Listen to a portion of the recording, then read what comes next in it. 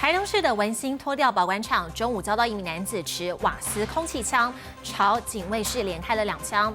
一名值班的女保全听到声响之后，随即警卫室的玻璃就破裂，2颗钢珠弹飞了进来，其中1颗击中了女保全的手部，造成受伤。还好送医之后没有大碍。而目前警方已经锁定了涉案车辆，正以车追人。警方现场围起了封锁线，玻璃窗上2个明显的弹孔，鉴识人员现场采证。警卫室内地上遗留钢珠弹，一名当时在值班的女保全手部遭钢珠弹击中，受伤送医。你听那个声音很大吧？就听到那个声音很大声，就听到开枪的声音很大。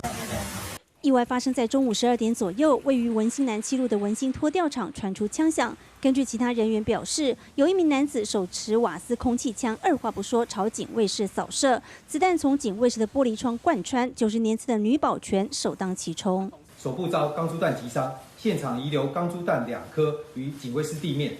本分局获报第一时间即成立专案小组，并派员封锁现场。